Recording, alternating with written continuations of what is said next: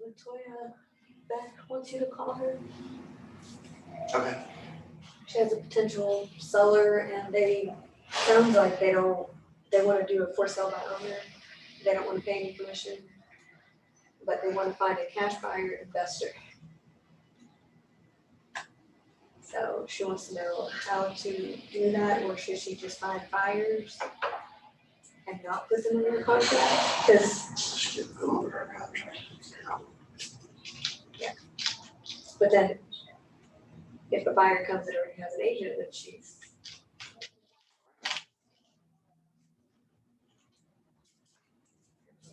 Situation.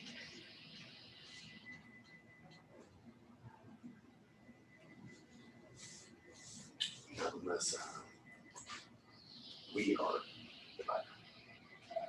Yeah. Counter offers.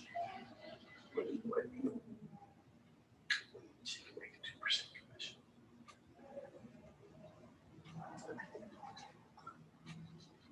So I just told her I was letting you know.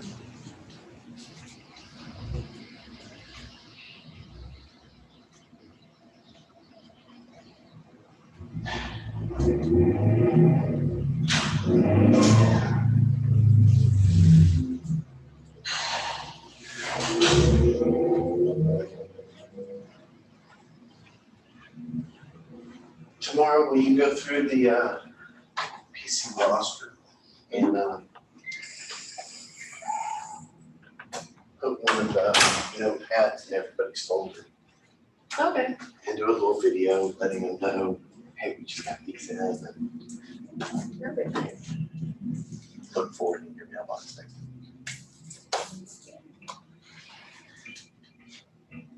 Alright, let's go ahead and share screen. I'm gonna jump right on in.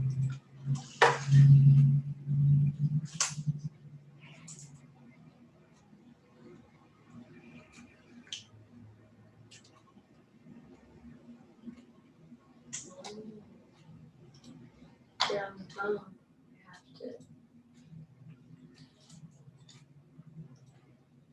You're supposed to.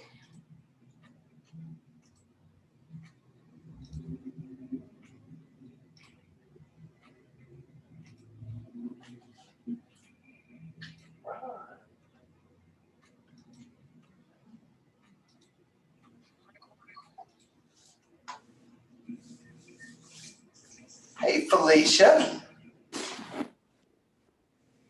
Hello. Glad to have you joining us. I'm glad to be here. Awesome. We're just getting everything set up. And if you want to get everything hid. Awesome. Perfect. All right. So today we're going to be talking about Marketing 101.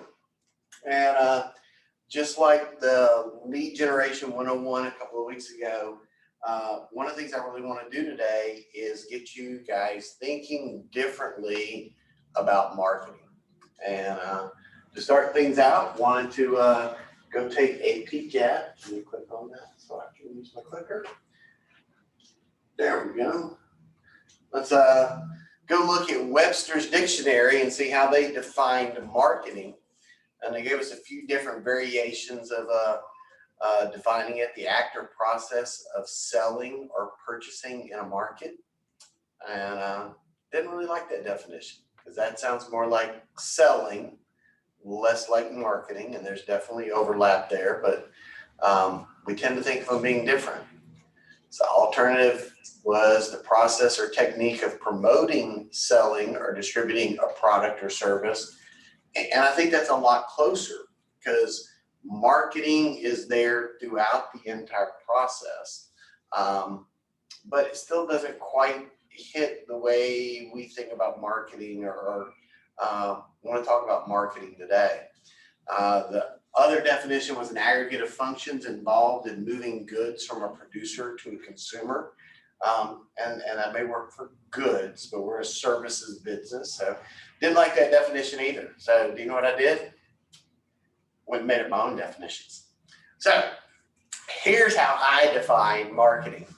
So one would be the intentional interactions designed to increase a potential client's perception of value of services offered or create an interest in those services. So it's the things that we proactively do, we intentionally do to showcase our value. You know, what is it that we bring, and to spark an interest in the people that are seeing that print campaign or piece of literature or commercial or anything. And you'll see that as we talk forward. It's any interaction.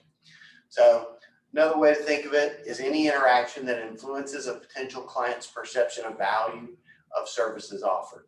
Okay. And to me, that's really the heart of what marketing is. And that's where people, I think, miss the boat. So often when we talk about marketing, what people are thinking about is strictly advertising. And advertising is just one small piece of what marketing really is.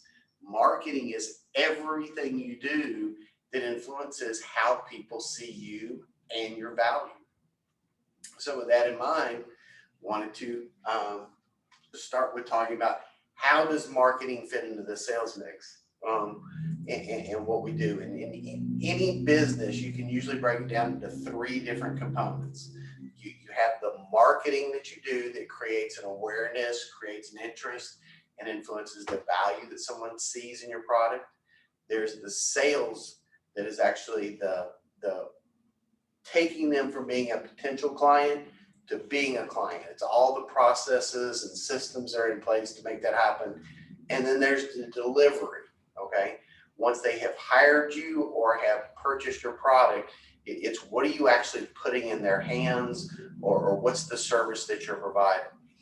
And the thing that I wanted you to see here is that those all overlap each other. Marketing is present in everything we do. It's not just something that's done in the front end. It's something that's done through the whole process, including the sales, including the delivery.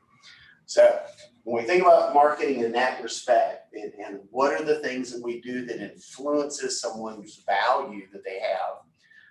Felicia, what are some things that come to mind for you that influence how people perceive your value?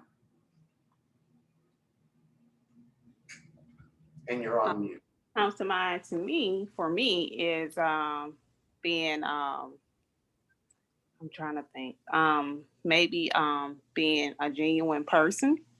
Okay. So how you act, how you talk, how good of a listener you are. Absolutely. That's part of marketing. Okay. What else?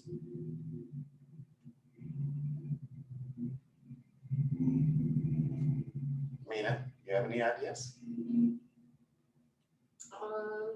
Type of products you may use or carry or have, or like. Your products can be, when you look at an iPhone, does the look of an iPhone, is that part of the marketing? Yeah, absolutely it is. So I'm going to help you guys out here. So I'm going to give you some lists, and I'm going to take it back to the very basic things. And when you're coming into this business new, do you want to start with the complex stuff, or do you want to start with the simple stuff? Do you want to start with the advanced stuff or start with the basics? The basics. And so that's what we're going to start today. So when we start talking about the basics, okay, in how people perceive you and perceive your value, where does it usually start? Well, it starts with your personal appearance, right? So that is, how are you dressed? How do you smell? Have you brushed your teeth and have good breath? I mean, all of those things influence how somebody perceives you, right? If you went to the doctor today and you showed up and he was wearing biker shorts and a tank top and a headband, what are you going to think of him as a doctor? Are you gonna be comfortable or uncomfortable? He's not serious, Yeah. a little Okay. uncomfortable. And so I tell you that there's not a set amount of rules but you need to think about what's the impression that I'm casting. So I don't want to show up to my showings or my listing appointment in sweatpants and a sweatshirt and having just rolled out of bed. So next one, what about your vehicle? Okay, and not that the expectation is that you be driving the red or white BMW. Don't have to have that, or Mercedes. That's what it seems like all realtors gravitate toward. But is your vehicle clean? Is it in good working order? If somebody were to walk past your car and look inside of it, is the back seat filled with McDonald's bags or is it in good order? Typically how you take care of your personal property is how you take care of business. So do you think your vehicle influences somebody's perception of your value? Hopefully that's a yes. I know you're on mute. So next thing, again, sticking with the basics. What about your business card? What's your business card look like? Is it thick? Is it well printed? Does it have a good picture? Is it easy to read? Is it well laid out? And not that your business card is going to create for you a tremendous amount of business, but does it affect how people perceive you? When you meet a stranger and you give them a business card, do they make certain judgments based on the card that you hand them? I would say yes. Okay. What about, hit it for me. Your headshots, is the person that actually shows up at the appointment the same person that was in the headshots that you have? Or was that photograph from 20 years ago? Are you dressed professionally? Is it a glamour shot from the mall? Okay, if you're from the 1980s and 90s, you know exactly what I'm talking about. Or is it a professional headshot? And I know these things sound really simple, but these are the basics that we want to make sure we get right. What about your signage? Is it professional? Is it clean? Are you taking out a tattered, beat up sign and putting in somebody's yard that prospective sellers and prospective buyers pass by are going to see? Okay. Your email signature. You're a professional. When you send an email to someone, it should have more than just your name at the bottom of it. Okay. It needs to have all of your details. It should have your website. It should have your business. It should have your logo. That's part of what looking professional looks like. So, and that's one that we will help with. So you need an email signature, get with Jasmina. She will be more than happy to put it together. Just send her a headshot. She'll create it for you and help you get it in there. So we make that really simple for you. What about getting your website set up? In today's world, do people expect a professional to have a website? Yeah. Okay.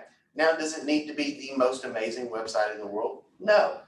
But we need to have one. And the content that is on there needs to be relevant. We need to make sure that we have proof checked it and we don't have misspellings.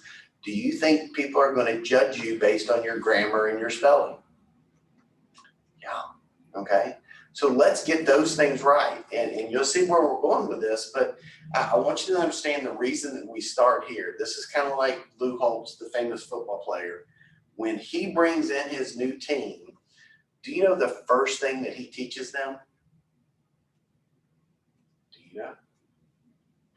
How to tie their shoes. Okay? Why is it so important that he, as the head football coach, teaches them how to tie their shoes? Because if they tie them wrong, they wind up with blisters on their feet and they can't play. And so he starts with the very basics. So that's where we are today too. Because here's the thing, I don't want you to go spend a lot of time, effort, energy, and money trying to attract clients. And an opportunity presents itself and we don't present ourselves well, okay? And we miss opportunities there. So if I had anything else on here, what about social media? And some things here for you to look at is you need to have both a personal and a professional Facebook page. You may want to entertain other types of social media, and we'll talk about more about that as we move through the class. But go back through your Facebook, go back through your Instagram, and look for things that might be something someone's going to judge you on. Okay, so have there been risque pictures taken? Has there been stuff that was strongly political one way or another, or strongly religious one way or another, that people aren't going to want to associate with you based on how you presented yourself there? Get those deleted, take those out. Okay, we now have to be better. We have to present our best face forward every single day. So get our social media cleaned up and make sure that it looks professional. Okay, and then we'll talk more about using social media later to build our business. Okay, what about your listing and buyer's presentation? You're going to show up at a client's house talking to them about selling their $500,000 home, and you don't have a listing presentation, or your listing presentation is wrinkled or has a coffee stain on it. You know, you want those presentations to be in a nice folder. You want them printed in color. You want everything looking sharp, well designed, laid out, and it makes sense. And as you read through it, you want to make sure that we don't have typos in there. We don't have grammar errors in there, and things are formatted in a way that really presents our best face. So some things that are not so basic. So taking this on to the next level, you know, answer your phone.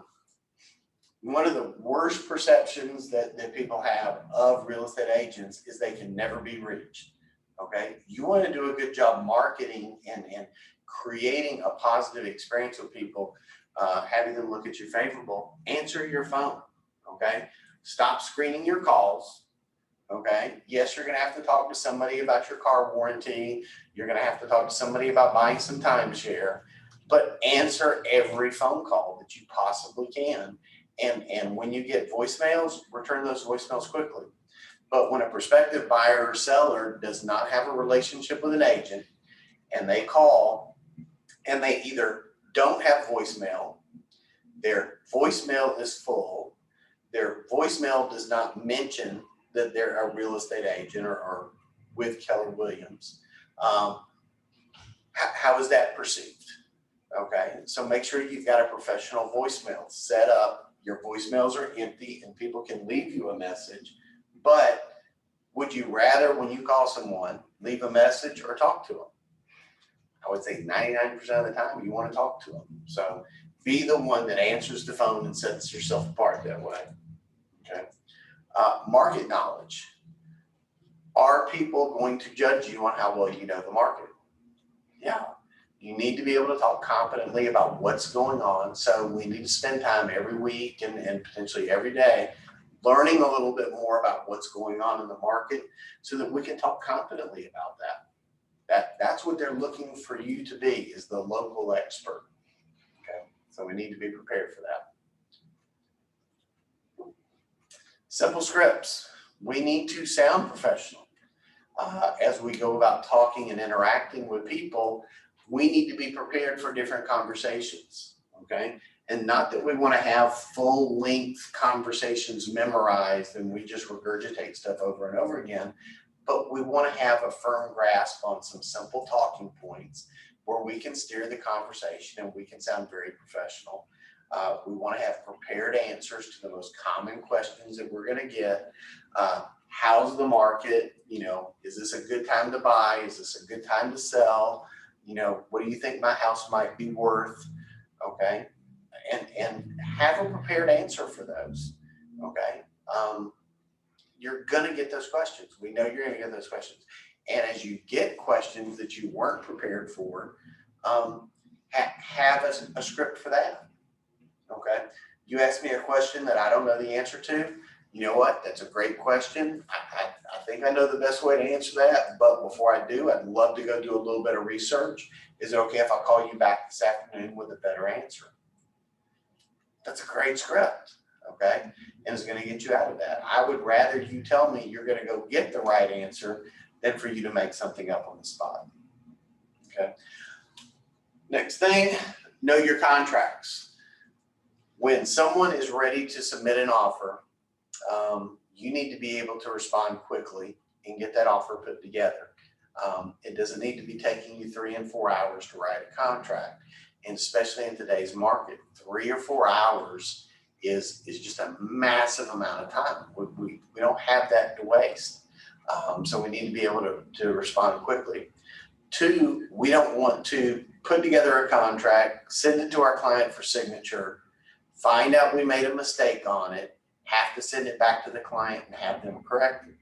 You know, when you make a mistake on a contract and you have to disclose that to your client because you have to get them to sign again to correct it, how does that reflect on you as a professional? You know, why did you miss that the first time? And we're all going to make simple errors. It's going to happen to the very best of us. We're going to have lapses and there's going to be occasional, but it shouldn't be a regular occurrence. And it definitely shouldn't happen twice. I shouldn't have to send the contract back to you, have you re-sign it, and then find another error and have to send it back to get that corrected. So get really familiar with your contracts and particularly be very familiar with the ones that you're going to need to be reviewing with your clients in person and potentially filling out on the spot. Okay, it's certainly easier to handle writing our contracts and doing things back in the comfort of our home office, sitting behind the computer where nobody's looking over our shoulder. But there's some things like our buyer's presentation, our buyer brokerage agreements, and our seller brokerage agreements that oftentimes we're going to be filling that out right there in front of the client. And we don't want to hem and haw and look like we don't know what we're doing.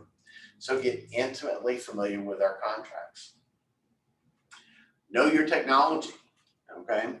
Your clients are going to expect you to be able to use email very well. They're going to expect you to use social media very well. But even when it comes to sharing our contracts and our e-signatures, you want to practice that ahead of time so that when you do send a contract to be e-signed, you're not thinking you send it and didn't send it, and you're calling your client to find out if they got it and they didn't get it. You're trying to send it again. That can be very frustrating for them. So we want to make sure we know that process, how to do it, how to make it easy, and how to explain to our customer what they need to do on their end. Know your value proposition, okay? And that's generally your listing presentation and your buyer's presentation. When we go and we present why someone should do business with us, we need to be able to explain that in a pretty simple form and fashion. And while we've got that listing presentation to guide us, we don't need to be reading our listing presentation to them, reading our buyer's presentation. We need to be telling them a story. We need to be having a conversation. The presentation is just there as a guide, okay? And there's going to be plenty of times where we're interacting with people away from an appointment environment, okay? We're out at a social event and we're interacting with somebody, we get in a good conversation, and they want to know, why should someone do business with you and not with some other realtor? We need to be prepared to answer that question and explain to them what's the value we bring to the table. So know that. Next, your branding. And so this is going back to the visual, and it's one of the things that you have to figure out and decide as a real estate agent is how do you want to be perceived, how do you want to be seen in the marketplace. And this could be a logo, okay? This could be your company name. It could be the colors that you choose. But one of the things that's going to be really important is that however you're going to market yourself. And there is nothing wrong with being John Smith Realtor, okay? You don't need to be, Happy Homes LLC or anything like that. You can just be John Smith LLC, but you want that to be consistent everywhere that you see it. You want, when someone looks at your flyer, it to be recognizable that that's the same person that this sign belongs to, that this postcard belongs to, that this listing presentation belongs to. So start getting a sense of how you want to identify, and start creating that brand for yourself. And you always have the option of rebranding at a later point, but don't have everything that you do look different from the other. Imagine if every McDonald's had a different logo, okay? Would we perceive them the same way? I say no. You know, you come to associate a certain level of performance, a certain level of service, a certain quality of product with that particular logo. And if every McDonald's logo was different, we would feel like we're getting something different at each one we went to. And that's not a way to build a business or build a brand. Reviews, that is a great way for marketing. So, and even if you have not done business, can you get reviews from people right now? Absolutely. Have people that know you be character references for you, talk about past experience they've had. It does not have to be real estate related, but start getting it. And then as you have sales, make sure you're very intentional about getting the reviews from your clients and getting them posted to your Facebook page, to your Google, to your Zillow, okay?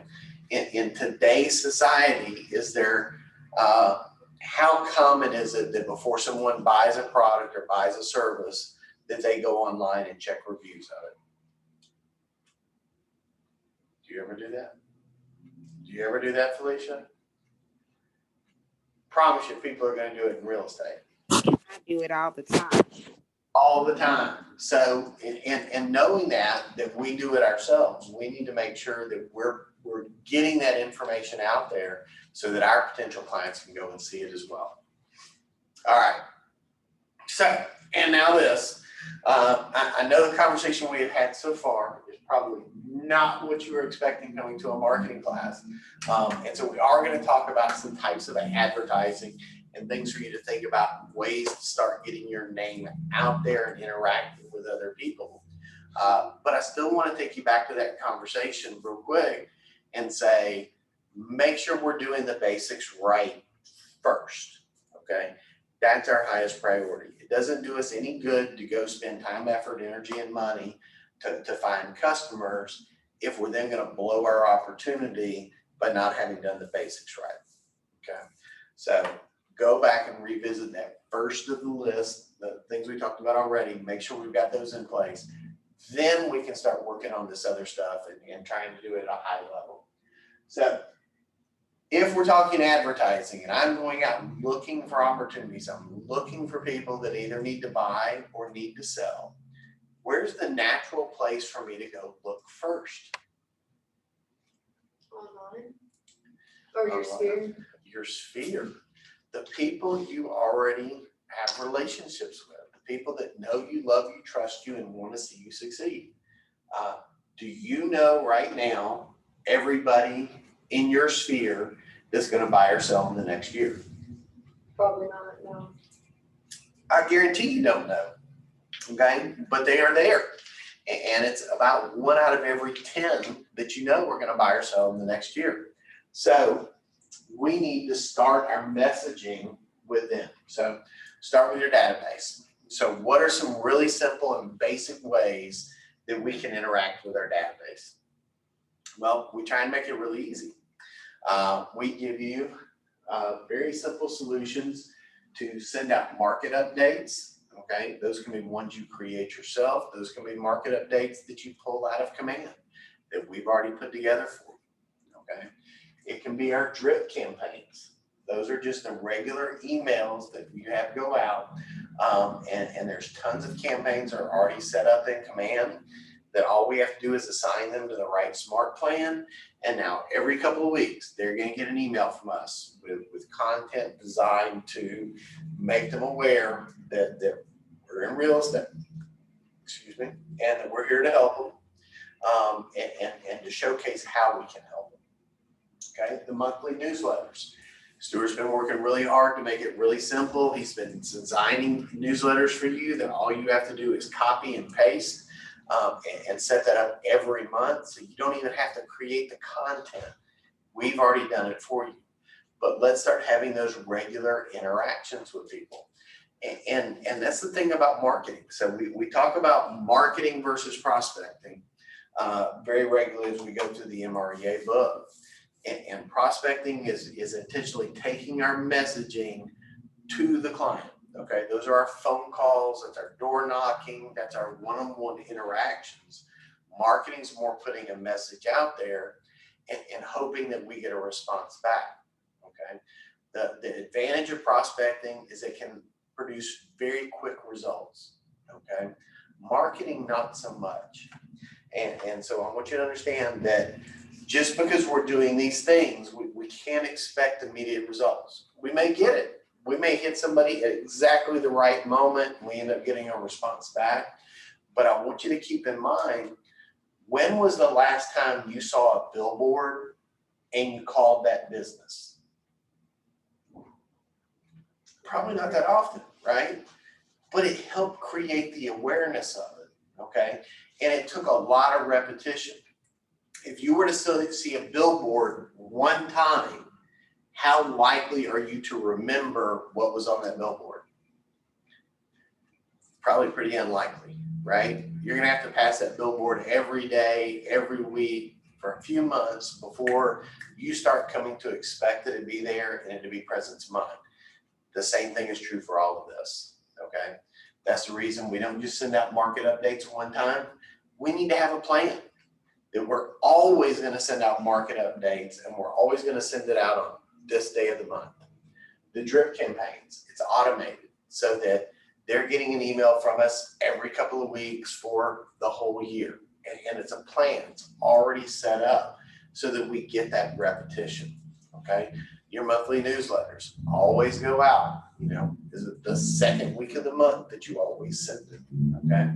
Those are ways that we're having continuous interactions, okay? And with that, one of the things to keep in mind is that will produce greater and greater results over time, okay? Same thing's gonna be true for some of the other types of marketing that we do, okay? Do a couple of other interesting ones in here that I think are really good ideas. One being the holiday and birthday cards, okay? That's fantastic. You may not be able to send those out to everybody, but maybe you pick your top 50, okay? And I've seen some fun stuff with this. So I know there was one group that does not send out Christmas cards. They don't send out holiday cards.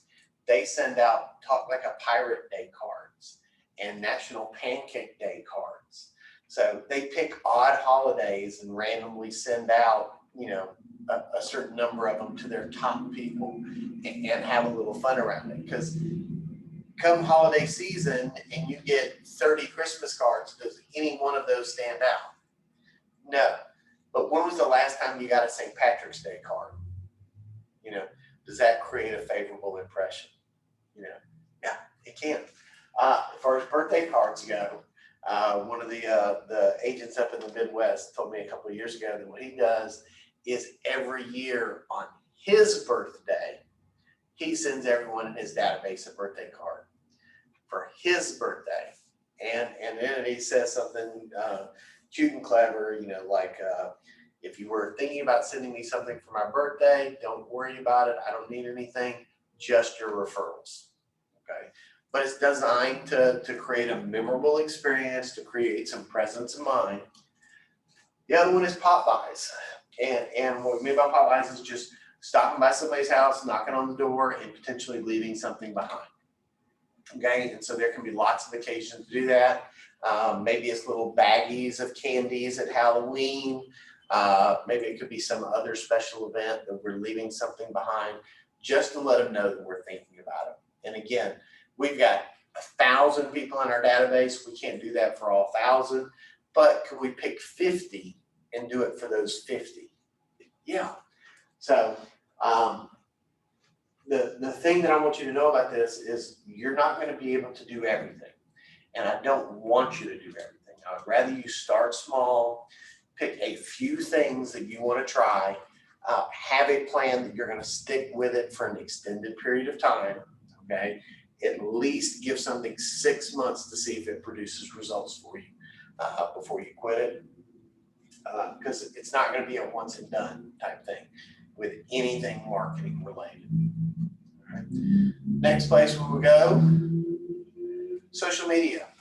And the reason I love social media as your first stop for marketing after your database is the price is right, okay? What does it cost you to post to Facebook, Instagram, or TikTok? Zero, okay? So it's an easy way for us to start sharing our message, getting it out, connecting with people, creating awareness of us, what we do, the value that we offer, how we can serve them without having to spend a lot of money.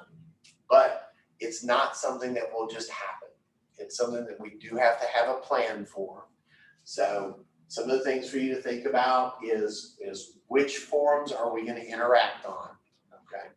And if you want to do just Facebook, that's great. If you want to do Facebook and Instagram, that's great. If you want to do Facebook and TikTok, that's great. But I encourage you to have Facebook as one of your outlets to use. Even if you are a millennial and Facebook is not your jam, the thing I want you to know is that the median age for Facebook is 40 to 60-year-olds that have money. So who's buying houses? 40 to 60-year-olds that have money. So it's a great place to be. Most people 40 to 60-year-olds are not on TikTok, okay? And that's not to say there's not value in TikTok and that you can't use it to build your business. You absolutely can. But think about who your audience is and where your audience is at. So encourage you to be on Facebook. You need to have both a business and a personal page, okay? The reason you want to have both is more people are going to connect with you personally. They're going to follow your business page, okay? People are more likely to accept a friend request than they are to like your business page. And the whole idea behind this is for you to show up in their feed, for you to be a regular visitor on their feed, okay? Your personal stuff, if you're a friend, you're going to show up on their feed. If you are a business page, the only way you show up on their feed is if they have liked your page or if you have paid to boost your post and have it pushed out to other people, okay? So again, my favorite price is free. So I like my personal page, but the thing about my personal page is my personal page has to be personal. It needs to be 80% personal, 20% business, okay? If you are not a Facebook person, you need to learn to be, okay? And you don't have to, but there is so much business done through Facebook, Instagram, and TikTok that if you're overlooking this as a way to market your business, you're really doing yourself a disservice. And this is not to say that I need to go out and air my dirty laundry. I need to share my heart with the world. No, but we do need to give people a glimpse of who we are, because people do like to do business with people they like, okay?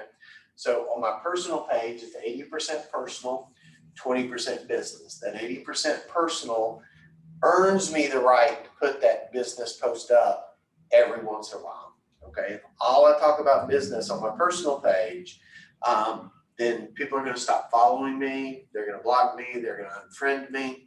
I need to let them know. And again, we can find lots of stuff to substitute in there for our personal exposure. Encourage you guys to go back and watch my Facebook class on ideas for Facebook, okay? Give you a laundry list of things that you can talk about besides how you feel about politics and anything else. On your business page, it needs to be all business. But again, people do business with people they like. So one of the things that we have to figure out how to do on our business page is to make ourselves very personable. So give you tips for that at the Facebook page often. I want you to post often and to follow a schedule, okay? You should be posting to Facebook at least, and Instagram or TikTok, depending on which ones you're using, once a day, okay? At least once a day. And if you do twice a day, that's okay. Command makes that very easy for you in that you can schedule your post out to 30 days up. I don't have to get on Facebook and post every day. I can take 2 hours a day and set up my post for the next 2 weeks and let that run on autopilot, okay? But if I'm going to use social media for my marketing, it needs to be on my calendar. It needs to be something I do intentionally. I need to think seriously about the mix of information that I put on there. and I need to make sure that I'm presenting myself in a very positive manner that showcases my value and makes me very approachable. And the last thing I wanted to add there, video is king. People are more likely to watch videos and will stay engaged with a video for longer. So figure out how to use video in your business, and be it videos of you out doing real estate related activities, videos of you sharing information about what's going on in the market, videos about what's going on in our marketplace. Okay, all of those are good ideas for that. So beyond social media, we can think direct mail. And that's a very common place to go to think about marketing. So some places we may want to do that is we talk about farming. So we want to pick a particular target market, be that a neighborhood, a small collection of neighborhoods. It could be a certain profession that we're targeting, could be a particular type of buyer like investors. Whatever our farm is going to be, we get that well-defined farm and we start mailing to them on a regular basis, okay? What do we mean by regular basis? For most people, that means monthly, okay? Again, one postcard in somebody's mailbox is not going to make an impression on them. It's going to take at least 6 months for you to start seeing results from any direct mail campaigns that you do. So you need to have a plan to repeat that on a regular basis. There's an expense to that, okay? You've got your postage, you've got your printing, particularly you may be paying a service to do that for you. This is not the first place I want you guys to go to for your marketing, but it certainly deserves a place in our conversation today because it has been a staple, okay? But you can't just plan to save up enough money to send out one postcard. You're likely to get no results from that, okay? So it has to be repeated over and over again. The other place direct mail does play a role and is really good is around your listings and marketing your listings and picking that neighborhood or a very small circle around wherever you've just listed a property or just sold a property. That's a good opportunity. You've already got an easy pre-made story to tell when you've listed a property or you just sold a property. And so mailing out to the group that's right around that, I would encourage you to do that. But you don't necessarily want to do it for every listing that you have, okay? Just target the ones where the business is where you want to grow your business, okay? You may decide that you're willing to take a listing up in Decuba or out in Weimar, okay? But if that's outside of where you're really trying to grow and focus your business, don't send postcards out there. That's not where we're looking for more clients. Instead, put your time and energy into your local area where you're trying to grow. Okay. Next thing for you guys to think about, just have a whole bunch of random stuff for you. So other places we may go to think about and do marketing. So I wanted to bring a lot of ideas. So pay-per-click and paid ads. There's certainly value to be had there. But again, I would rather see you making money before you go spend money. But Google AdWords and the pay-per-click plans, the Facebook ads, those will generate responses for you. Those will get leads. But again, that's a long-term play, okay? And that's true of all marketing. But when you look at online generated ads, the average buy cycle for someone that responds online, they're not going to be buying for on average 10 months, okay? You're much more likely to get buyers than you are sellers through online advertising. And so that's another thing we have to take into consideration as we build our marketing mix, okay? In today's market, is it easier working with buyers or preferable to work with sellers?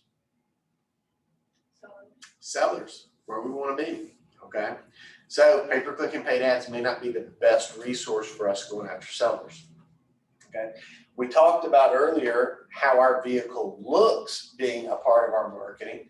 One of the things we may want to actually add some advertising to our vehicle.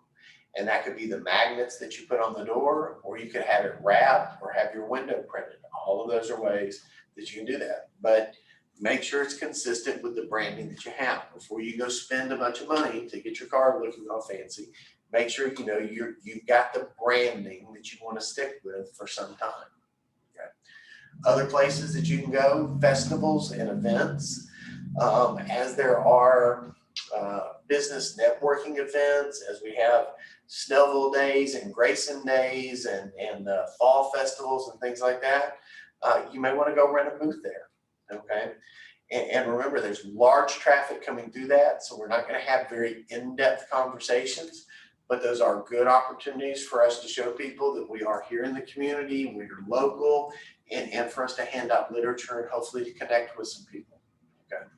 One of the ways that you can improve your results from that is have some sort of a drawing so that you're collecting people's emails and addresses and phone numbers so you can continue to build that relationship afterwards. Other places where marketing takes place is around your open houses. Okay. Actually, we have whole marketing campaigns around the open houses, but marketing those on your Facebook, having the signage around those, all of those things add to building your brand. Property flyers. When you have a listing, okay, there's going to be plenty of people that drive by the house and they're going to see your sign, but your sign doesn't go home with them. Having those little boxes that stick in the ground that you can put property flyers in, that both the curious, okay, and the serious buyers can pull one out. They're going to carry that flyer with them. Okay, gives your marketing a little longer life cycle. Hopefully, they're going to hang on to that. And if we do enough of that, have enough listings and enough business, it reinforces our other types of marketing. Okay, team sponsorships, ball clubs, and the high schools and things like that are always looking for people to contribute to them and get your billboard up. Again, part of this is brand building and brand awareness. Don't spend money until you have money. Okay, don't spend money until you're making money, because these things do not singularly generate a lot of business for you. Okay, they will help build your brand, they'll help build your brand awareness, but you're unlikely. I mean, think about it. When was the last time you went to a high school basketball or football game and decided to call somebody whose sign was hanging on the fence? If you've never done it, odds are most other people haven't done it either. Okay, so, but it does build your brand. It does give you something to talk about, and so consider that. Billboards and radio are other expenses that you can have. Shopping carts at the local grocery store where you're trying to build your business. They've got that little plastic insert on the end of the cart. You can put your information in there. Okay, there's companies out there that sell those spots. Okay, along with bus stops and things like that. All those are types of advertising. But again, the thing that you cannot stress enough, the majority of your business is going to come from your database, from your sphere. And so make sure you're doing everything you can with your sphere first. A lot of this stuff is for people that do not have very big spheres, that are new to the marketplace and need to build their sphere, okay? Need to be introduced to other people. For those of you out there that like to write, blogging is a great way to go.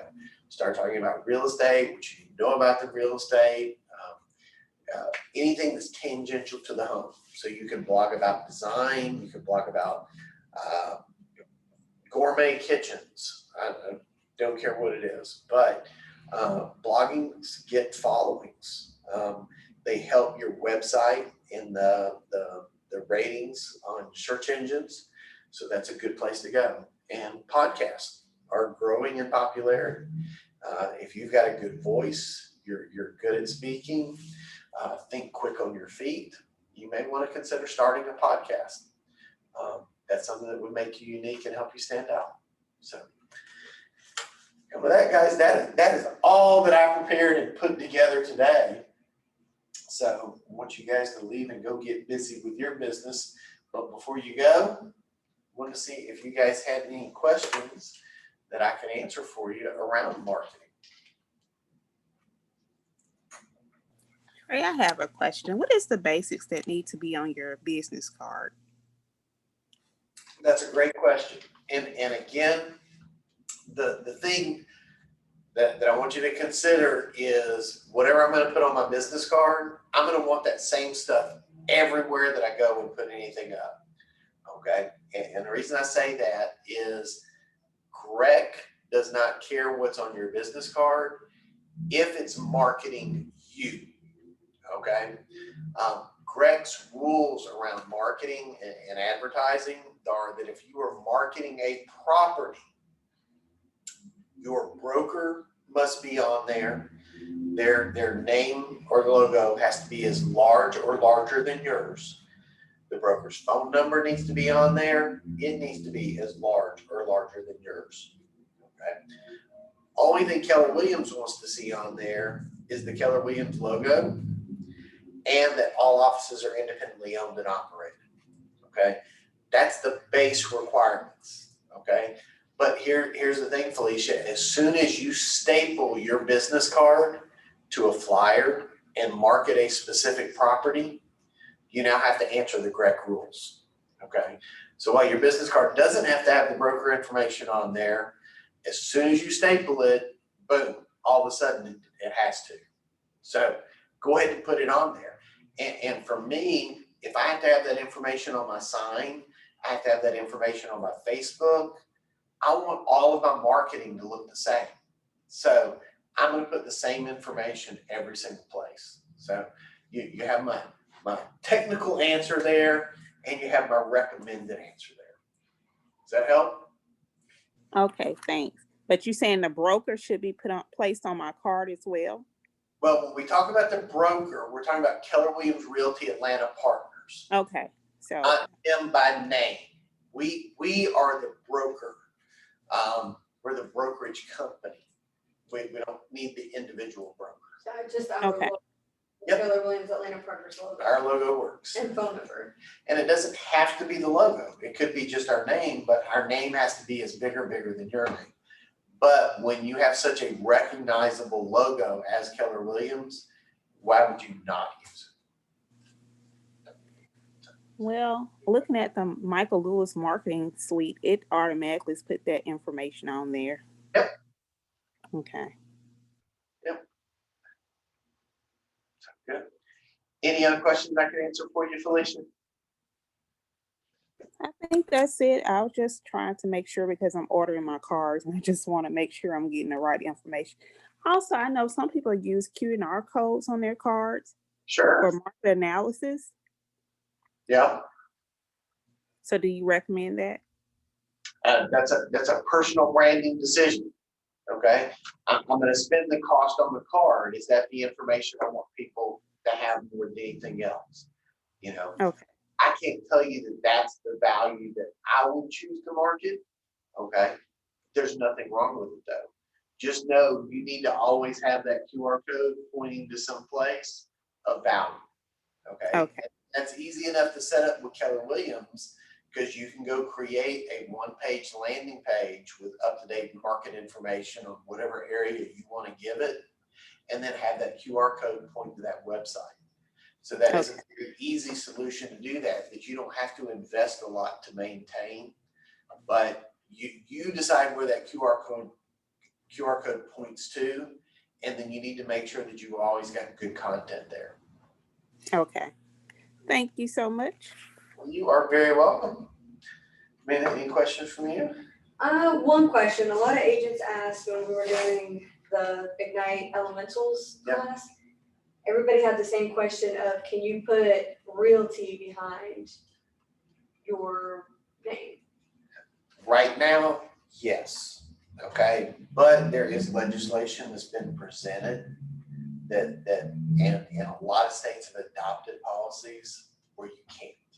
Okay, and there's proposed legislation out right now for Georgia that for any group or team that it has to have the rainmaker's name in the name of the group or team. Hasn't been approved. Don't know that it'll ever come into play, but you can't be Johnson Realty And the reason is it creates a perception in the marketplace that you're a broker. Okay, that's the reason they want to take that. But can you do that right now? Yeah.